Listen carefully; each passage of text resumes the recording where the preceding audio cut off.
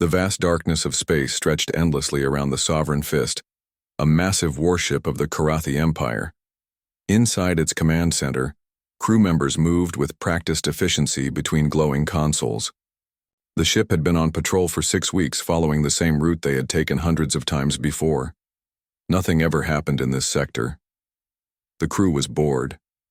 Commander Vaxrill, a tall creature with scales that shimmered like oil on water, stood at the center of the bridge. His forearms crossed over his chest as he watched the main display. The sensors showed the usual empty space, stars, dust, and the occasional asteroid. His people had ruled this part of the galaxy for 3,000 years. Their technology was advanced, their weapons powerful, and their sensors the best in known space. Then the console beeped. "Commander," called sensor technician Kolvax, "I'm reading an anomaly at coordinates 17 Mark 6. Vaxrill uncrossed his arms and moved closer. "What kind of anomaly?" "Unknown, sir. The readings are strange. The computer shows a massive energy signature, but also says nothing is there." The commander frowned. His scales shifted color slightly. A sign of confusion. "That makes no sense. Run a diagnostic on the sensor array." "Already running, sir." But the readings persist.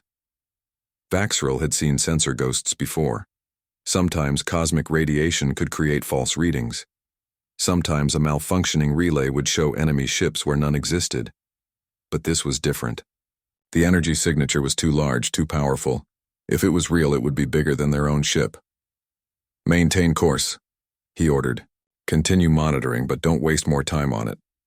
3 light minutes away, the human warship Defiant drifted in space.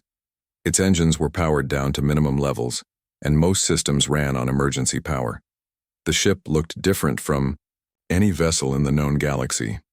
Where the Karathi built their ships for raw power and intimidation, the Defiant was sleek and angular, covered in panels that seemed to absorb light rather than reflect it. Lieutenant Junior Grade Ryan Kelly sat at the helm station, watching the tactical display. His fingers moved across the controls with practiced ease. The green dots on his screen represented nearby celestial bodies. The red dot was something else entirely, the alien ship they had stumbled upon. "Captain," Ryan said quietly. "The alien vessel is maintaining its course. They haven't detected us yet." Captain Dan Harris stood behind him, studying the display. Harris was a tall man with graying hair and sharp eyes. He had commanded the Defiant for 5 years, taking it deeper into uncharted space than any human ship before. "Good work, Lieutenant. How long have we been watching them?" 3 hours, 17 minutes, sir." Chief Engineer Amy Wright looked up from her station. She was a small woman with red hair tied back in a tight bun. Her fingers never stopped moving across her console, making tiny adjustments to keep their experimental stealth systems running. "Captain, the new stealth tech is working better than expected," Amy reported. "We're absorbing most of their sensor pings. Some energy is bleeding through, but it's not enough for them to get a solid lock." Harris nodded. This was their first test of the new stealth systems in real conditions. So far, it was performing beyond anyone's hopes, but watching an alien warship from this close was not part of the original plan. They had entered this system by accident. A navigation error had brought them 15 light-years off course. Instead of the empty space they expected, they found themselves near an alien patrol route. Now they had a choice: reveal themselves and make first contact, or observe from hiding and learn what they could. "What do you make of their ship, Amy?" Harris asked. "It's impressive, sir. Much larger than us, probably twice our mass. Their power output is enormous but inefficient. They're using energy-based weapons and shields that seem very advanced but also very power-hungry. Can you tell anything about their tactical systems?" "Some things, sir. They're running active sensors constantly. No stealth capabilities that I can detect. Their weapon systems appear to be in standby mode, but they can charge quickly if needed." Ryan studied the alien ship's movement pattern. "Captain, they're following a very predictable route. Same speed, same trajectory. They've been at it for hours." "Routine patrol," Harris mused.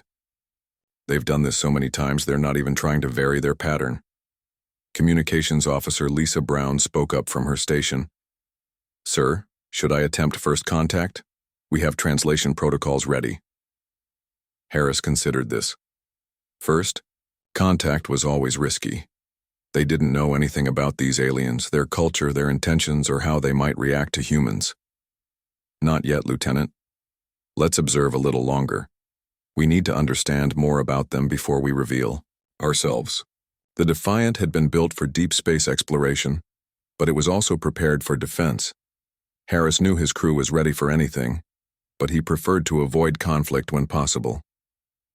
War was always the last option, especially when meeting a new species.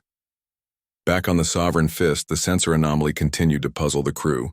Technician Kovacs ran diagnostic after diagnostic, but the readings remained the same. Finally, he decided to dig deeper into the system logs. "Commander," he called out, "I've found something interesting." Vaxrill returned to the sensor station. "What is it?" "The anomaly has been present for over 3 hours. It hasn't moved, but it also hasn't disappeared, and, sir, it seems to be actively absorbing our sensor sweeps." "That's impossible. Nothing we know of can do that." "Yes, sir. But the pattern suggests something is there. Something that doesn't want to be seen." A chill ran through Vaxrill's body. In all his years of service, he had never encountered technology that could hide from Karathi sensors. Their empire had expanded across dozens of systems precisely because their technology was superior to everyone else's. "Should I increase sensor intensity, sir?" Kovacs asked. Vaxrill thought carefully.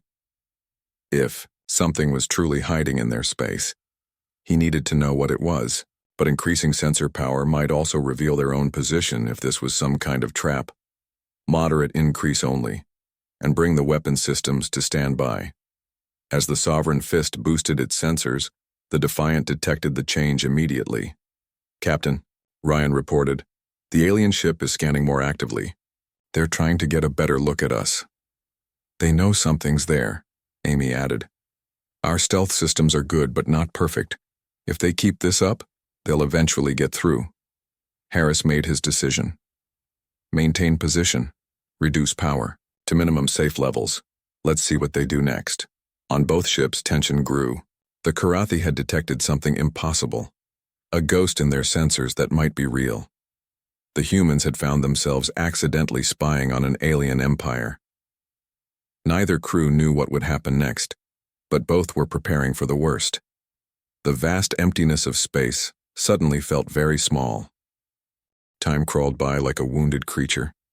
3 hours had passed since the anomaly first appeared on the Sovereign Fist sensors. 3 hours of strange readings that made no sense. Commander Vaxrill paced the bridge, his scales shifting through patterns of deep thought. This wasn't normal, this wasn't right. "Sir," Sensor Technician Kovacs called out again, "the anomaly is still there. The readings are getting stronger." "Show me the exact coordinates," Vaxrill ordered. The main screen displayed a 3-dimensional map of local space. A pulsing red marker indicated where their computers thought something existed, but shouldn't. Vaxrill studied it carefully. "Protocol," demanded he investigate any potential threat no matter how unlikely. "Change course. Take us directly toward the anomaly. I want to see what this thing actually is." Weapons Officer Jackstam looked up from his station. "Sir, should I prepare defensive systems?" "No, not yet, but keep them ready. If this is some new weapon or trap, I want to be prepared." The massive Karathi warship altered its course, turning toward the mysterious readings. Its engines hummed with increased power as it accelerated toward the unknown. On the Defiant, alarms began to sound softly. Ryan Kelly's hands moved quickly across his controls, updating the tactical display. "Captain, the alien ship has changed course. They're heading directly toward us." Captain Harris moved to stand behind the tactical station. His eyes studied the approaching vessel on the screen. "Time to intercept?" "At their current speed, approximately 7 minutes, sir." Amy Wright looked up from her engineering console, concern clear on her face. "Captain, they've increased sensor intensity by 40%. Our stealth systems are working, but they won't hold much longer." Harris took a deep breath. The decision point had arrived faster than expected. He could order the ship to move away, avoiding contact entirely. Or he could prepare for what might be an inevitable meeting. Battle stations, he ordered. Charge main weapons to 50%, shields up, but keep them at minimum power. I don't want to appear aggressive. Yes, sir, came the chorus of responses. Lieutenant Lisa Brown activated her communication systems. Sir, should I attempt first contact now? Not yet. Let's see what they do first. The Sovereign Fist continued its approach, closing the distance rapidly. As it drew nearer, its sensors finally pierced through the human stealth technology. The tactical display exploded with new information. Kovacs nearly fell from his station. Commander, direct hit on the anomaly. It's a ship, sir. A massive warship. The bridge erupted in controlled chaos. Multiple screens activated, showing different views of the newly detected vessel. It was unlike anything in their databases. Sleek, dark, and covered with weapon systems. What species? Vaxriel demanded. Unknown, sir. The design doesn't match any known race. A cold feeling settled in Vaxriel's stomach. For the first time in his career, their sensors had found something, completely unknown. Something that had been hiding from them for hours. In Karathi culture, stealth meant hostile intent. Only enemies hid from superior forces. Weapons to full charge, shields to maximum, he ordered. This is not a drill. The Sovereign Fist transformed instantly from a routine patrol ship to a battle-ready warship. Energy weapons hummed to life, shield generators reached full power, and every crew member prepared for combat. Ryan Kelly watched his display as the alien ship suddenly blazed with energy signatures. Captain, they're charging weapons and raising shields. They're preparing to attack. Harris felt the situation spiraling beyond control. They had tried to remain peaceful, but the alien ship was clearly taking an aggressive stance. Every instinct told him to maintain neutrality, but his responsibility to his crew came first. Increase shields to full power. Charge all weapon systems. Prepare evasive maneuvers. Amy Wright's fingers flew across her console. Power distribution optimal, Captain. All systems ready. Both ships now faced each other, weapons charged, shields up, each convinced the other intended to attack.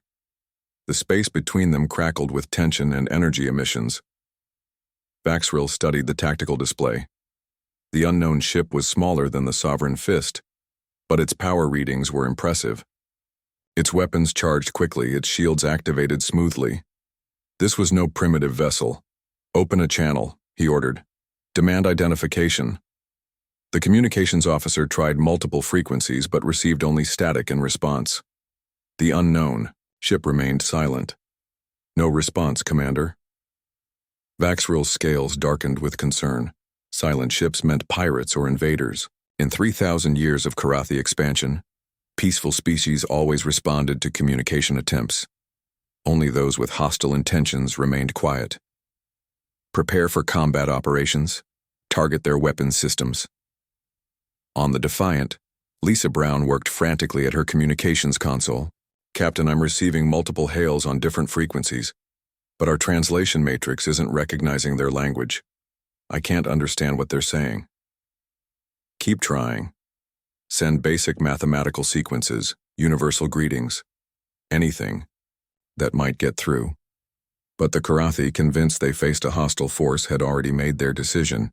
In their experience, ships that hid and then appeared with charged weapons were preparing to attack. Their military doctrine was clear. Strike first when facing unknown threats. Fire, Vaxriel commanded. Bright beams of energy erupted from the Sovereign Fist, targeting the human ship's weapon systems. The colors of the weapons fire painted space in brilliant hues of blue and white. Incoming fire, Ryan shouted. Multiple energy weapons targeted at our main guns. Captain Harris had milliseconds to decide. Evasive pattern alpha, return fire, target their weapons only. The Defiant twisted in space, its smaller size allowing it to dodge some of the incoming fire. Explosions bloomed against its shields as other shots found their mark. The human ship returned fire with precise kinetic rounds and focused energy beams. Direct hits on their forward weapons array, Steve Martinez reported from the weapons console. 2 of their primary guns are offline. But the Sovereign Fist had more weapons. Much more. Counterfire came immediately, heavier and more coordinated. "Captain, shields at 60% and falling," Amy called out. Her voice remained steady despite the chaos. "Multiple hits on sections 4 through 7. The bridge shook violently as another salvo found its target. Warning lights flashed. Across every console. The smell of burned circuits filled the air. Vaxrill watched the tactical display with growing confusion. The unknown ship fought with remarkable skill. Its weapons were accurate, its movements precise. But it only targeted military systems, avoiding any shots that might harm the crew. "They're not trying to destroy us," he realized aloud. "They're trying to disable us." For the first time, doubt crept into his mind. Pirates and invaders didn't fight like this. They struck to kill, to destroy, to take by force. These tactics suggested something else entirely. "Commander, should I target their engines?" Jax Tem asked. Vaxrill hesitated. Something wasn't right about this encounter. The unknown ship had hidden, yes, but it had also waited. It had charged weapons only after they did. It had returned fire only when fired upon. "Hold fire," he ordered, his voice uncertain, but the order came too late. Another volley was already away, streaking through space toward the human ship. The crew of the Defiant braced for impact as the deadly energy beams approached their position. In the vast emptiness of space, two civilizations had met for the first time, and they were already trying to destroy each other. The energy beams screamed through space, painting the darkness with deadly light. Captain Harris watched them approach on the main screen, time seeming to slow as he calculated their options. "Evasive pattern Delta," he commanded. "All hands, brace for impact." Ryan Kelly's hands danced across his controls. The Defiant spun sideways and dove downward, using its superior maneuverability to slip past most of the incoming fire. One beam clipped their starboard wing, sending sparks flying across the bridge. "Minor hull damage on Deck 7, Amy reported. "Shields holding at 43%. Chief Tactical Officer Steve Martinez locked onto the alien ship's weapons. "Captain, I have firing solutions on their remaining main guns." "Target their weapon systems only," Harris ordered firmly. "I don't want to kill anyone if we can avoid it." The Defiant returned fire with precision. Kinetic rounds and energy beams struck the Sovereign Fist's forward section. One of their largest weapons exploded in a shower of metal and light. On the Karathi Bridge, Vaxrill watched his ship take damage. The unknown vessel moved like nothing he had ever seen before. It twisted and turned with impossible speed, dodging shots that should have connected. "How are they moving like that?" he demanded. "Unknown, sir," replied pilot Zaknar. "Their thrusters fire in patterns we've never encountered. They seem to use micro-adjustments constantly." Another volley from the human ship disabled two more Karathi weapons. Vaxrill's confusion grew. These weren't the wild, aggressive attacks he expected from invaders. Every shot was calculated, precise, surgical. "Sir, damage to forward weapons grid," reported engineering. 70% of our primary guns are offline." Vaxrill made a decision. "All power to engines. Full speed ahead. Ram them if necessary." The massive Karathi warship surged forward, its engines glowing bright blue, but Harris had anticipated this move. "They're charging us, Captain," Ryan announced. "Impact in 40 seconds. Full reverse. Launch countermeasures. Steve, target their engines with everything we have." The Defiant fired backward while unleashing a storm of defensive chaff and electronic jammers.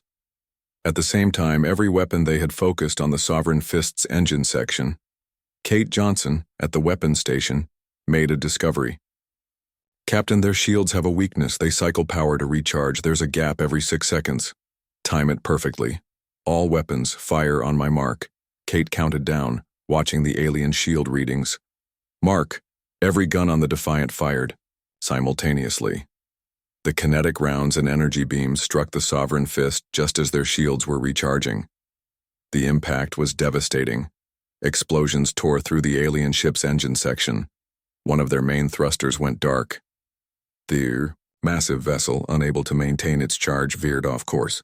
"Direct hit," Steve called out. "Their main engine is down." But the Karathi weren't finished. From ports along their hull, smaller weapons emerged. Dozens of point defense guns swiveled toward the human ship. Multiple small weapon signatures. Ryan warned. Incoming. A wall of fire erupted from the Sovereign Fist. Hundreds of smaller energy bolts filled space between the two ships. The Defiant couldn't dodge them all. Shields at 20%, Amy shouted over the sound of impacts. We're taking heavy damage. Harris remained calm, his mind working through options. Lisa tried to jam their targeting systems. Amy, reroute all non-essential power to shields. Ryan, I need creative flying. Use the asteroids. The young pilot's eyes lit up. Yes, sir. Ryan steered the Defiant toward a nearby asteroid field. The ID ship weaved between floating rocks, using them as cover. The Karathi fire struck asteroids instead of hull, buying precious seconds. Captain, Lisa said, I'm getting something on the alien communications. It's not language, it's data. What kind of data? Tactical information, sir. They're sharing combat data with other ships. Harris realized the implications immediately. They're calling for reinforcements. How long do we have? Unknown, sir. Could be minutes, could be hours. The Defiant emerged from the asteroid field, approaching the damaged Karathi vessel from an unexpected angle. Steve targeted their communication array. Firing on their communications, he announced. The shot was perfect. The Sovereign Fist's main communication dish shattered, cutting off their distress signal. Vaxrill watched his bridge displays with growing amazement.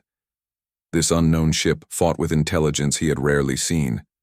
They used terrain. They identified weaknesses. They disabled rather than destroyed. Weapons Officer Jackston, he said slowly. What do you make of their combat style? Jackston had been studying the human attacks. Sir, they fight like us, but different. They're not trying to destroy us. Every shot is placed with purpose. A thought struck Vaxrill. Could this be a test? Another species checking our defenses? Possible, sir. But who has this technology? On the Defiant, Amy Wright was pushing the ship systems beyond normal limits. Captain, I've got an idea. Their weapon systems seem to overheat after sustained fire. If we can force them to fire continuously, we can create an opening, Harris finished. Do it. Amy's fingers flew across her console, making adjustments to their shield frequency. Steve, I need you to create a target they can't resist. Make our shields look like they're failing, Steve grinned. Fake weakness, I like it. The weapons officer adjusted their shield emissions, creating patterns that suggested imminent failure. The bait was irresistible. On the Sovereign Fist, sensors showed the human ship's shields fluctuating badly. Sir, their defensive systems are failing, Colvax reported. All remaining weapons concentrate fire on their shield weakness. Vaxrill ordered. Every functional gun on the Karathi ship opened fire. Energy beams streaked toward the Defiant's supposedly weak spot. The constant fire made their weapons glow brighter and brighter. Their weapons are overheating, Kate observed, watching her instruments. Temperature rising rapidly.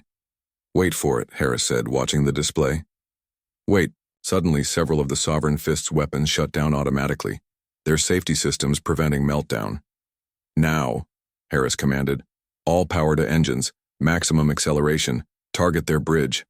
The Defiant shot forward like an arrow. The sudden speed caught the Karathi completely off guard.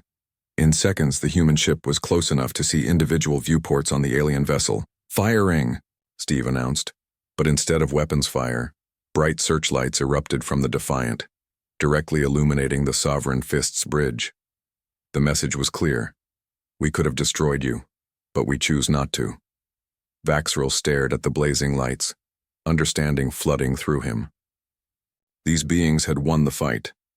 They had outmaneuvered, outthought, and outfought his ship, yet they hadn't destroyed it. They hadn't killed his crew. For the first time in Karathi military history, surrender seemed not just reasonable, but honorable. Cease fire, he ordered quietly. All weapons stand down. The battle was over, but both sides knew something important had just begun. Silence stretched across space like an invisible thread. The two ships floated dead in the vacuum, both damaged but intact. Neither side moved. Neither side fired. The only sounds were the hum of life support systems and the quiet breathing of crews waiting for what came next. Commander Vaxrill stared at the main screen, watching the human ship. The bright searchlights had turned off, but the message remained clear. His scales shifted to deep blue, a color of contemplation and respect. In all his years of service, no enemy had ever chosen to spare him when victory was certain. "Sir," Communications Officer Talvek said carefully, "what are your orders?" Vaxrill thought for a long moment. Military doctrine was clear. When faced with superior force, withdraw if possible, fight to the death if not. But this situation didn't fit doctrine. They had lost, but they lived. The enemy showed skill beyond any species in known space, yet showed mercy. Open all communication frequencies, he decided. All of them. Basic mathematical sequences, universal greetings, everything we have. Talvex began broadcasting immediately. Simple mathematical patterns pulsed through space. 1 + 1 = 2. 2 + 2 = 4. The building blocks of communication. On the Defiant, Lisa Brown jumped from her seat. "Captain, we're receiving transmissions. They're trying to make contact." Captain Harris moved to her station. "What kind of transmissions?" "Mathematics, sir. Universal language patterns. They want to talk." Harris looked around his bridge. His crew waited, watching him. They had won the fight, but now came the harder part, understanding why there had been a fight at all. Respond with the same patterns. Add basic physics. Show them we understand. Lisa's fingers flew over her controls. Soon, both ships were exchanging mathematical and physical concepts, simple ideas that crossed any language barrier. Within minutes, the communication evolved. Pictures began appearing on both screens. Simple shapes, then more complex images. The aliens sent pictures of their ship, their star charts, basic representations of their species. The humans responded with similar images, pictures of Earth, of human space, of the Defiant itself. On the Sovereign Fist, Vaxrill studied the incoming images with growing amazement. These beings looked nothing like any species he had encountered. They were smaller than Karathi, with strange skin and only 2 arms. But their technology was remarkable. "Sir," Kolvax called out, "I'm reading their star charts. They call their home Earth. It's far from here. Much farther than any species we know." "How far?" "At least 70 light-years from Karathi space, sir. They've traveled incredibly far." Vaxrill's scales shifted to purple, a sign of deep thought. These were not invaders from nearby systems. These were explorers from a distant world. Yet they had technology that rivaled or exceeded Karathi science. "Can you access additional data about them?" "Yes, sir. They're sharing more information." "Wait. This is interesting." "What?" "According to their data, they're relatively new to space travel. Only a few hundred years. But their development has been rapid." Vaxrill felt a chill run through his body. A species that went from planetary to interstellar travel in a few hundred years? That was unheard of. Most species took thousands of years for such development. "Show me their military history." Images appeared on the screen. Ships fighting other ships. Conflicts on the ground of their homeworld. Tactical diagrams showing battle formations. "They fight amongst themselves," Jackstem observed, "constantly from the look of it." Vaxrill studied the images carefully. These humans warred with each other regularly. They developed weapons, tactics, and strategies through endless conflict. No wonder they fought so skillfully. "They're warrior-born," he said quietly. Their entire species was forged in battle. On the Defiant, the crew watched similar information about the Karathi appearing on their screens. Empire maps showed vast territories spanning multiple star systems. Military records displayed thousands of years of conquest and expansion. "Captain," Steve Martinez said, "they're an Empire species. They've been conquering space for millennia, and they thought we were invaders in their territory," Harris realized. "That's why they attacked. Amy Wright was examining technical data. Sir, look at their technology. It's much older than ours, more established, but it's less innovative. They use brute force where we use creativity. The exchange continued for an hour. Both sides shared more information: science, culture, basic language concepts. Slowly, understanding grew. Finally, Vaxrill made a decision. He activated the ship's universal translator and attempted direct communication. The words would be rough, imperfect but perhaps understandable. Human vessel. His voice carried across space, filtered through translation programs. I am Commander Vaxrill of the Karathi Empire. We apologize. We thought you were invaders. On the Defiant, everyone turned to look at the speakers. The alien voice was deep, with strange pronunciation, but the words were clear. Captain Harris stepped forward. This is Captain Dan Harris of the United Nations ship Defiant. We also apologize. We did not mean to intrude in your space. We were lost. Lost? Vaxrill asked. You travel so far to be lost? Yes. A navigation error brought us here. We were testing new technology when we discovered your patrol route. There was a pause, then Vaxrill spoke again. Your ship? It hides very well. Your weapons? Very accurate. Your tactics? Unknown to us. Harris smiled slightly. You fight well, too. Your ship is impressive, much larger than ours. But you defeated us, easily. We avoided destruction. That's different from victory. Another pause. On the Sovereign, Fist, Vaxrill discussed with his crew. These humans were unlike anything in their experience. They had superior tactics, innovative technology, and most puzzling, they showed humility in victory. Captain Harris, Vaxrill said finally, the Karathi Empire has existed for 3,000 years. We have encountered many species. None have fought like you. None have shown your skill. Thank you. We've learned from many conflicts. Perhaps too many. You fight each other often? We used to. Now we try to talk first, fight only when necessary. Vaxrill's scales shifted to bright green, a color of surprise and interest. You choose peace over war? War is wasteful. Peace allows growth.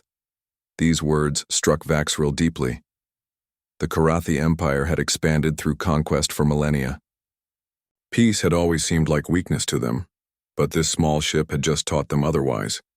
Captain Harris, Vaxrill said slowly, the Karathi Empire would like to learn more about humans, about your technology, your tactics, your philosophy. Harris looked around his bridge. His crew nodded encouragement. We would like to learn about the Karathi Empire as well, Commander. Perhaps we can turn this misunderstanding into something better. Yes, Vaxrill agreed. Something better. But Captain, your species will change the galaxy. Of this I am certain. Both ships floated in space, damaged but no longer enemies. Around them, stars that had witnessed countless conflicts now watched the beginning of something new. Two species, so different, yet similar, had found each other through battle and chosen understanding over destruction. The war was over. The alliance had begun. Word spread quickly through Karathi space. Emergency broadcasts crackled across communication networks, reaching every military outpost, every colony world, every ship in the vast empire. The message was simple, but shocking. A single human vessel had outfought the Sovereign Fist, one of their most advanced warships. In the capital system, the Karathi Emergency Council convened within hours. Ancient leaders gathered in the Great Hall, their scales shifting through colors of concern and disbelief. Emergency Commander Zarvix addressed the assembly. Fellow Karathi, we must update our threat assessments. This species called humans cannot be dismissed as minor concerns. Commander Vaxrill's report is clear. They possess technology and tactics beyond any we have encountered. How is this possible? Asked Elder Caxrun, her scales nearly white with age. Our empire has dominated this region for 3 millennia. How does a young species pose such a threat? According to Commander Vaxril's analysis, they develop rapidly through constant internal conflict. Their entire culture is built on innovation through competition and war. Murmurs rippled through the assembly. The concept was alien to Karathi thinking. Their empire had grown through overwhelming force and superior technology, not through endless internal struggle. "What do you recommend?" Elder Caxron inquired. "We update their classification from minor concern to approach with caution. Any Karathi vessel encountering humans should attempt communication first, show of force second." The council voted unanimously. Across the empire, military protocols changed. Humans were now classified as potential allies, not automatic threats. Meanwhile, in human space, Captain Harris filed his report to UN Command.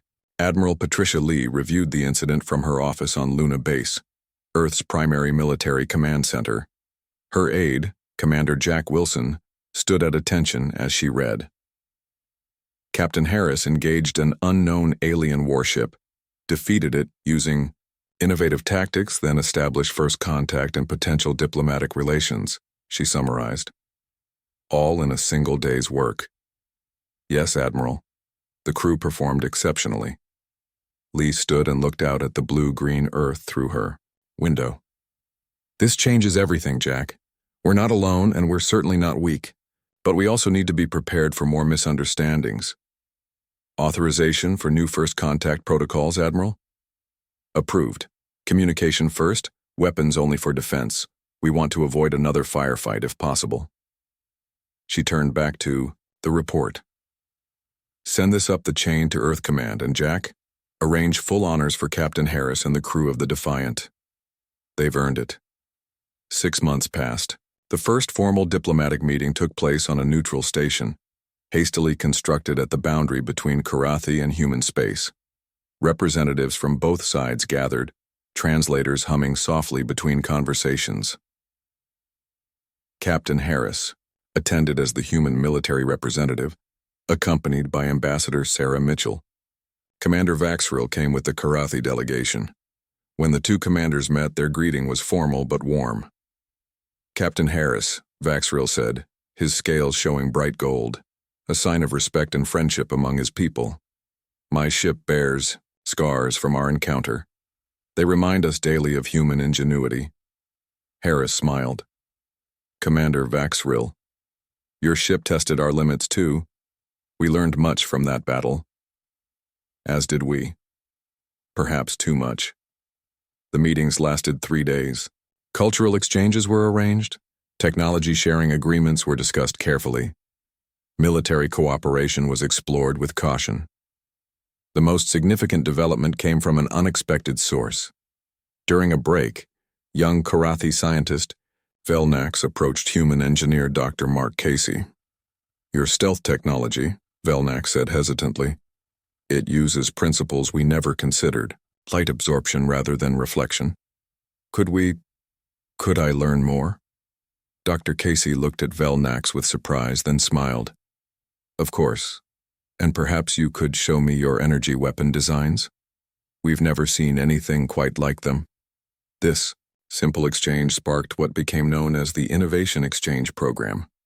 Scientists and engineers from both species began sharing knowledge, not as a formal treaty obligation, but out of genuine curiosity and respect. Within a year, the first joint human Karathi space station was approved for construction. Within 2 years, the first mixed-species crews began training together. The changes affected military doctrine on both sides. Karathi officers studied human battle tactics, incorporating improvisation and creative thinking into their rigid structures. Human strategists learned from Karathi experience, adding long-term planning to their adaptive approach. But the most profound changes were cultural. Young Karathi began questioning their empire's expansion-focused history. If humans could achieve so much in so little time, what else was possible beyond conquest? Human philosophers, meanwhile, found new perspectives in Karathi records of 3 millennia of galactic civilization. 3 years after the initial encounter, joint patrols became common in border regions. When Captain Harris, now Admiral Harris, reviewed patrol reports, He often smiled at the names listed. Human and Karathi officers working side by side, ships flying in formation that would have seemed impossible just a few years before. Other species in the galaxy took notice. The alliance between a new, innovative species and an ancient empire created ripples throughout known space.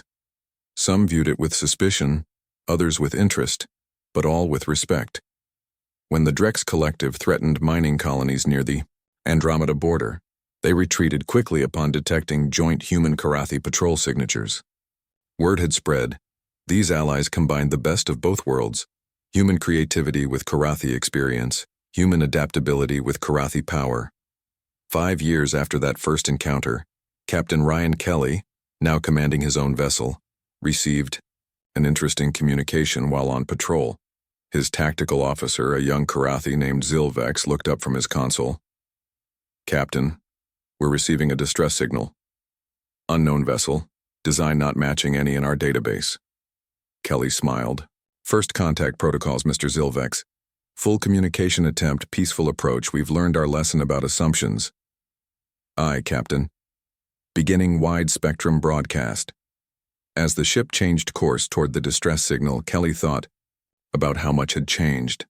The galaxy felt smaller now, more connected. What had started with a sensor anomaly and a firefight had grown into something much larger. The universe was vast and full of unknown species. But humanity and the Karathi Empire had proven that misunderstandings could become friendships, battles could become alliances, and fear could transform into respect. In the depths of space, among stars that had witnessed the rise and fall of countless civilizations, something new was growing. Not through conquest or domination, but through understanding and cooperation.